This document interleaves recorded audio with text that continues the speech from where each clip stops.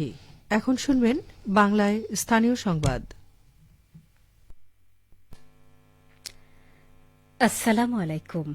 বাংলাদেশ বেতার রাজশাহী স্থানীয় সংবাদ পড়ছি রাবেয়া বসরি।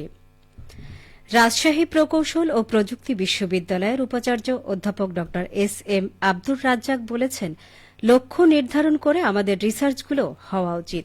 রিসার্চগুলোর মাধ্যমে কোথায় যেতে চায়, এর মাধ্যমে কি লক্ষ্য অর্জন করতে চায়, টুলসের কোনো ঘাটতি আছে কিনা, বিশ্ববিদ্যালয়কে আন্তর্জাতিক র্যাঙ্কিংয়ের কোথায় নিয়ে যেতে চায়, দেশের যে চাহিদা তা গবেষণার মাধ্যমে পূরণ হচ্ছে কিনা, এসব বিষয় নির্ধারণ করতে হবে। গবেষণার স্থায়িত্বকালের দিকে লক্ষ্য রাখতে হবে। আজ সকালে রাজশাহী প্রকৌশল ও প্রযুক্তি বিশ্ববিদ্যালয়ে 2025-26 অর্থবছরের চলমান গবেষণা প্রকল্পগুলোর অগ্রগতি বিষয়ক 2 দিনব্যাপী সেমিনারে উদ্বোধনী অনুষ্ঠানে প্রধান অতিথির বক্তব্যে তিনি একথা বলেন। বিশ্ববিদ্যালয়ের হলরুমে প্রোগ্রেস সেমিনার শীর্ষক সেমিনারের আয়োজন করে রুয়েটের গবেষণা ও সম্প্রসারণ দপ্তর। রুয়েটের গবেষণা ও সম্প্রসারণ দপ্তরের পরিচালক অধ্যাপক ড আব্দুল খালেকের সভাপতিত্বে অনুষ্ঠানে বক্তব্য রাখেন সিভিল ইঞ্জিনিয়ারিং অনুষদের ডিন অধ্যাপক ড Mohammad Kamruzzaman, electrical and computer engineering অনুষদের ডিন অধ্যাপক ড বশির আহমেদ, মেকানিক্যাল ইঞ্জিনিয়ারিং অনুষদের ডিন অধ্যাপক ড Mohammad Nurul Islam, applied science and humanities অনুষদের ডিন অধ্যাপক ড মোহাম্মদ আব্দুল কাদের জেলানি। 2 দিনব্যাপী সেমিনারে বিশ্ববিদ্যালয়ের বিভিন্ন বিভাগের 71 জন গবেষক শিক্ষকেরা অংশ নিচ্ছেন।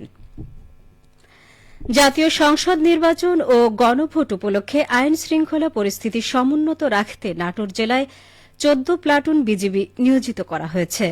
জেলার 4টি সংসদীয় আসনে নির্বাচনে আইন শৃঙ্খলা রক্ষা এবং শান্তিপূর্ণ নির্বাচন নিশ্চিত করতে সেনাবাহিনী ও অন্যান্য আইন শৃঙ্খলা রক্ষাকারী বাহিনীর সাথে সমন্বয়ের মাধ্যমে বিজিবি সদস্যবৃন্দ দায়িত্ব পালন করছেন। জেলার 7টি উপজেলায় স্থাপিত বেজ ক্যাম্পের প্রতিটিতে 2 প্লাটুন করে বিজিবি মোতায়েন করা হয়েছে। বিজিবি মূলত মোবাইল ও স্ট্রাইকিং ফোর্স হিসেবে দায়িত্ব পালন করছে।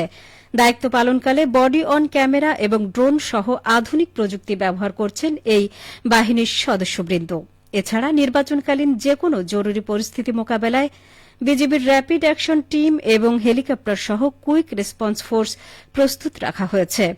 53 বিজিবি চাঁপাইনবাবগঞ্জ ব্যাটালিয়নের অধিনায়ক লেফটেন্যান্ট কর্নেল কাজী মুস্তাফিজুর রহমান জানান, দেশের জনগণের আস্থা ও বিশ্বাসকে সর্বোচ্চ গুরুত্ব প্রদান করে সংবিধান ও আইনের আলোকে বিজিবি সদস্যবৃন্দ দায়িত্ব পালন অব্যাহত রাখবেন। বগুড়া 4 সংসদীয় আসনের কাহালু উপজেলায় জামাতে ইসলাম মনোনীত প্রার্থী ড মোস্তফা ফয়সাল পারভেজের নেতৃত্বে রোড মার্চ কর্মসূচি অনুষ্ঠিত হয়েছে। আজ দুপুরে কাহালু উপজেলা সদর থেকে শুরু হওয়া এই নির্বাচনী প্রচারণা বগুড়া নওগাঁ আঞ্চলিক মহাসড়ক হয়ে উপজেলার বিভিন্ন গুরুত্বপূর্ণ এলাকা প্রদক্ষিণ করে। রোড মার্চ শেষে এক সংক্ষিপ্ত সমাবেশ অনুষ্ঠিত হয়। এতে বক্তব্য রাখতে গিয়ে ড মোস্তফা ফয়সাল পারভেজ বলেন, বগুড়া অঞ্চল ইসলামী আদর্শ ভিত্তিক রাজনীতির উর্বর ভূমি হিসেবে পরিচিত। ইশারা ভাষার ব্যবহার বাক শ্রবণ প্রতিবন্ধীর অধিকার প্রতিপাদ্যে সিরাজগঞ্জে পালিত হয়েছে বাংলা ইশারা ভাষা দিবস। আজ দিবসটি উপলক্ষে জেলা প্রশাসকের সম্মেলন কক্ষে আলোচনা সভা ও হুইল চেয়ার বিতরণ করা হয়েছে। জেলা সমাজসেবা কার্যালয় ও প্রতিবন্ধী সেবা ও সাহায্য কেন্দ্র আয়োজিত কর্মসূচিতে প্রধান অতিথি ছিলেন সিরাজগঞ্জের জেলা প্রশাসক মোহাম্মদ আমিনুল ইসলাম। জেলা সমাজসেবা কার্যালয় ও প্রতিবন্ধী সেবা ও সাহায্য কেন্দ্রের উপপরিচালক মোহাম্মদ হাবিবুর রহমানের সভাপতিত্বে অনুষ্ঠানে উপস্থিত ছিলেন অতিরিক্ত জেলা প্রশাসক সার্বিক গণপতি রায়, স্থানীয় সরকার বিভাগের উপপরিচালক মোহাম্মদ কামরুল ইসলাম।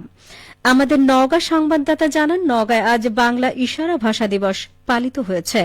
সকালে জেলা প্রশাসন, জেলা সমাজসেবা এবং প্রতিবন্ধী সেবা ও সাহায্য কেন্দ্র আয়োজনে সদর উপজেলা পরিষদ চত্বর থেকে একটি র্যালি বের করা হয়। পরে উপজেলা মিলনায়তনে আলোচনা সভা অনুষ্ঠিত হয়। এতে প্রধান অতিথি ছিলেন অতিরিক্ত জেলা প্রশাসক অনামিকা নজরুল।